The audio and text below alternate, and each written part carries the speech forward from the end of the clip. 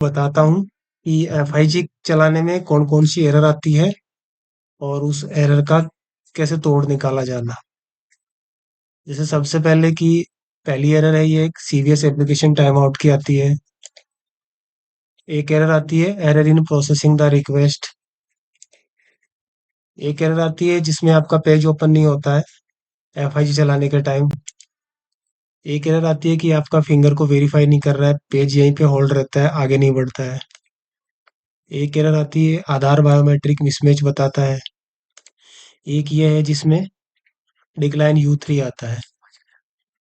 तो मैं आपको शुरू से बताता हूँ कि ये एरर कौन सी है और क्यों आती है। सबसे पहले तो आप एफआईजी पे जो लोन बांटते हो, क्रॉप लोन, एसटी लोन, या आप जो एनिमल हस्बेंड्री का जो लोन बांट रहे हो वो लोन, तो उसमें ये एरर आती आती है। क्योंकि इसमें ऐसा होता है कि एक ट्रांजैक्शन करने के लिए क्या होता है कि उस ट्रांजैक्शन को वेरीफाई करने के लिए वो ट्रांजैक्शन कम से कम 4-5 सर्वर पे घूमता है वो। जैसे बायोमेट्रिक लगाया, बायोमेट्रिक लगाने के बाद में क्या करेगा कि वो आधार को वेरीफाई करेगा, तो आधार सर्वर पे जाएगा। और उसके बाद में अगर वो जन आधार को भी वेरीफाई करता है तो जन आधार सर्वर पे जाएगा। फिर क्या करता है कि वो किस अकाउंट में डला हुआ है, किस अकाउंट से में उस आधार लिंक है या नहीं है, उसको वेरीफाई करने के लिए वो सीबीएस के आधार पे, सीबीएस के सर्वर पे भी जाएगा। एक एफआईजी का जो सर्वर होता है उस सर्वर पे भी चलता है ये, तो वो सर्वर तो होता ही है। तो 4-5 सर्वर ऐसे होते हैं कि जहाँ से एक ट्रांजेक्शन गुजरता है। तो ये एरर आना एक स्वाभाविक है कि एक अगर सर्वर चल रहा है तो हो सकता है दूसरा सर्वर में कोई इश्यू आ रहा हो, या हो सकता है कि जैसे सीवीएस का सर्वर चल रहा हो तो उसमें कनेक्टिविटी नहीं हो, या कोई क्यू डाउन हो गई हो, इस वजह से आता रहता है। जैसे पहली एरर है CVS application time out. CVS application time out ये जब आती है जब या तो कोई क्यू डाउन हो गई हो या सीवीएस के अंदर कनेक्टिविटी नहीं हो, इस वजह से ये एक सीवीएस के आता है। तो ये तो क्या है कि एफआईजी की एरर नहीं है, ये है सीवीएस की। इसको सही करता है सीवीएस। दूसरी एक एरर आती है error in processing the request. जब अपन लोन रजिस्ट्रेशन करते हैं या कोई पुराना मेंबर है तो उसको बैक टू पैक्स करके उसका दोबारा लोन रजिस्ट्रेशन करते हैं, जिसमें एमसीएल अमेंड करते हैं उसकी। तो उसमें क्या करते हैं, जो सेविंग अकाउंट डाल रहे हैं अपन, वो सेविंग अकाउंट गलत डाल रहे हैं, जिस वजह से ये एरर आती है। ये तो बिल्कुल दो तो सिंपल एरर है। एक एरर है ये जिसके अंदर the website can not display this page, मतलब ये है कि एफआईजी का सर्वर नहीं चल रहा है, या तो उन्होंने रिस्टार्ट किया है, या वहाँ कनेक्टिविटी नहीं है, या वो सर्वर डाउन है, जिस वजह से ये नहीं चल रहा है। एक एरर ये आती है जब अपन बायोमेट आईडी लॉगिन करते टाइम बायोमेट्रिक लगाते हैं, या कस्टमर का ट्रांजैक्शन करते टाइम बायोमेट्रिक यूज कर रहे हैं, तो वहां पे जब इसको एक्सेप्ट करते हैं तो ये एक्सेप्ट नहीं होता है, वेरीफाई नहीं करता आधार।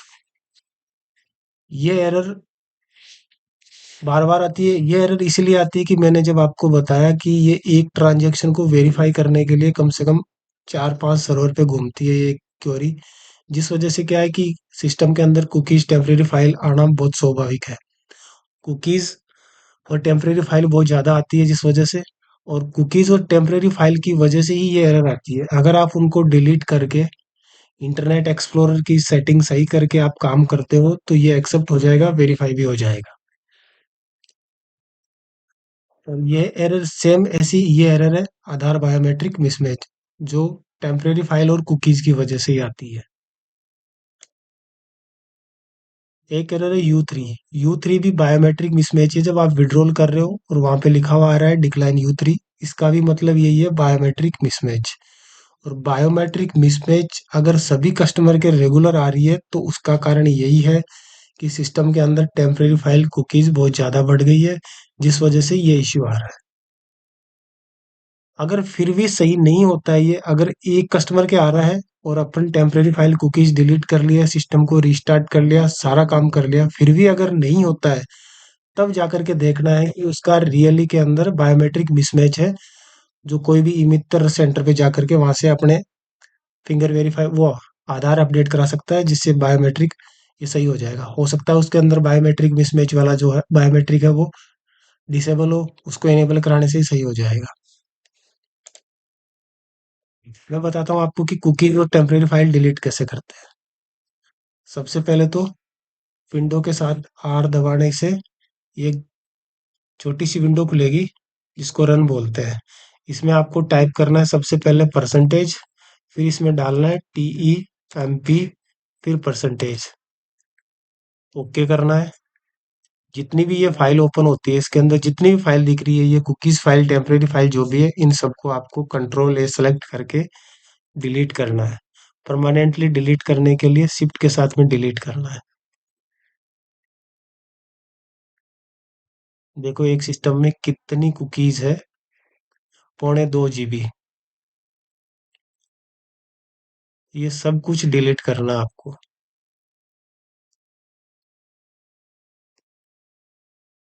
सिस्टम में टेम्परेरी फाइल कुकी जितनी होगी, उतना ही सिस्टम हैंग होएगा, उतना ही सिस्टम स्लो चलेगा। ये नहीं कि अगर एक ट्रांजैक्शन पास हो गया तो दूसरा क्यों नहीं हो रहा है। हो सकता है कोई भी ट्रांजैक्शन अटक जाए, कहीं भी अटक जाए, लेकिन वो है कि किसी भी एक कुकीज फाइल, टेम्परेरी फाइल की वजह से अटक जाता है सिस्टम। तो ये सबसे पहले डिलीट करना आपको सारी। फिर दूसरा है, रन के अंदर परसेंटेज के अलावा TEMP डालना, आपको परसेंटेज नहीं डालना है अब इसके अंदर। ओके करना है। इसमें जितनी भी फाइल है, शिफ्ट के साथ में आपको डिलीट करनी है। इसके साथ में मैं एक छोटा सा ट्रिक और बता रहा हूँ आपको। रन के अंदर आपको डालना है प्रीफेज।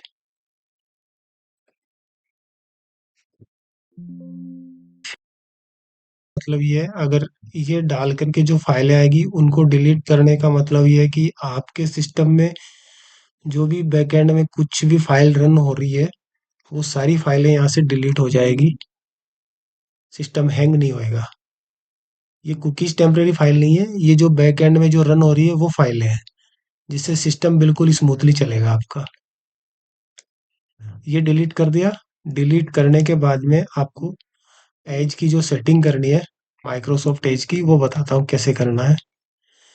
इधर साइड में, राइट साइड में 3 डॉट दिख रहे हैं, इन पे क्लिक करना है। नीचे सेटिंग पे जाना है, सेटिंग पे क्लिक करना है। और इधर जो मेन्यू है उनमें जाकर के आपको डिफॉल्ट ब्राउजर पे क्लिक करना है। फिर सबसे पहले आपको इसमें आपकी जो साइट है वो साइट ऐड करनी है। उसको ऐड करने के लिए डिफॉल्ट की जगह आपको करना है अलाउ, रीसेट, फिर करना है ऐड। अब आप जो साइट चलाते हो FIG की,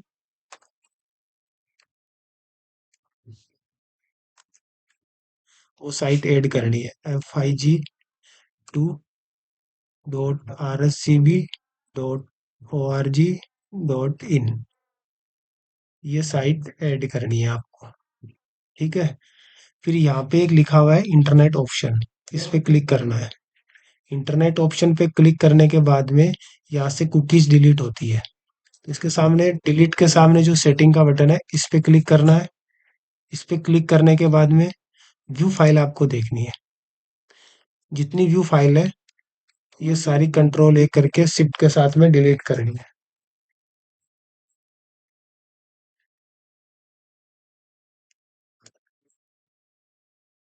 व्यू ऑब्जेक्ट्स भी देख लेना, इसमें भी अगर कुछ मिलता है तो उनको सबको डिलीट करना आपको।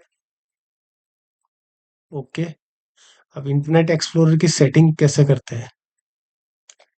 सिक्योरिटी में जाना है, सबसे पहले इंटरनेट पे क्लिक करना है। फिर कस्टम लेवल जो सेटिंग है वो आपको सही करनी है। ये जो भी आपको दिख रहे हैं सबको इनेबल करना है आपको। जिसमें इनेबल है उसको सबको इनेबल करना है।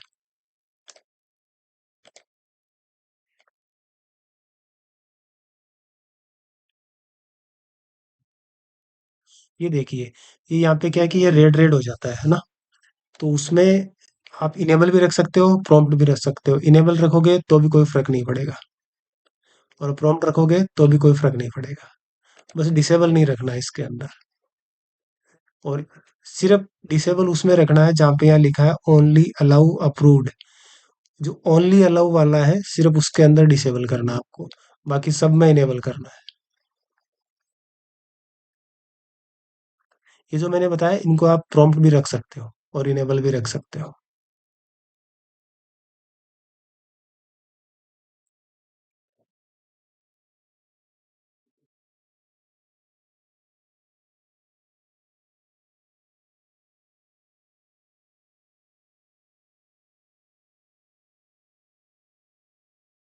जितने भी है एंड तक सबको इनेबल करना है।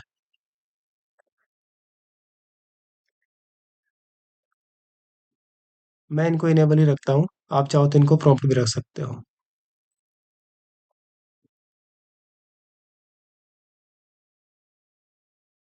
सबको इनेबल रखना है। ये जो कलर चेंज हो जाता है उनको आप चाहो तो प्रॉम्प्ट भी रख सकते हो। मैं इनको इनेबल रखता हूँ, कोई इश्यू नहीं आता इसके अंदर। ओके, यस करना है। साइट पे क्लिक करना है और इसको भी सेम वैसे के वैसे ही करना है, सबको इनेबल करना है। और जो ओनली अलाउ वाला है सिर्फ उसको डिसेबल रखना है।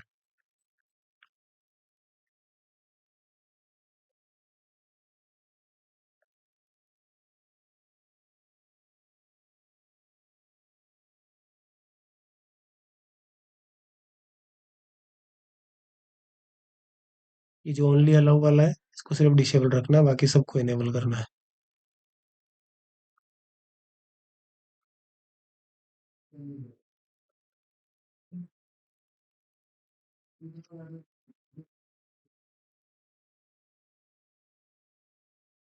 ये इतना काम करने से आपकी एफआईजी की 90% समस्या दूर हो जाएगी। बाकी जो 10% समस्या रहेगी वो एफआईजी की तरफ से रहेगी, कि एफआईजी अगर नहीं चल रही है या कोई वहाँ लोड आ रहा है, कुछ भी हो रहा है, तो बस वो रहेगी। 90% समस्या आपकी एफआईजी चलाने की यहीं से सोल्व हो जाएगी। बस यही समस्या आती है जिनको आपको समझना है।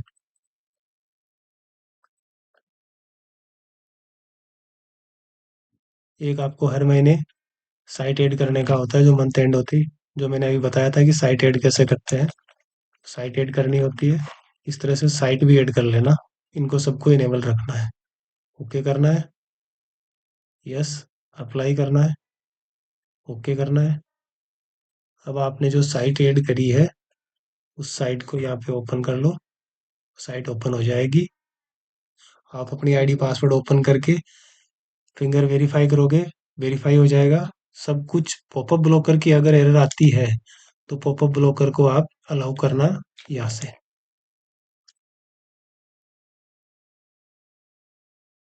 ये करने से पॉपअप ब्लॉकर की जो एरर है वो भी खत्म हो जाएगी। यहाँ पे आपको आईडी पासवर्ड की विंडो ओपन हो जाएगी। आईडी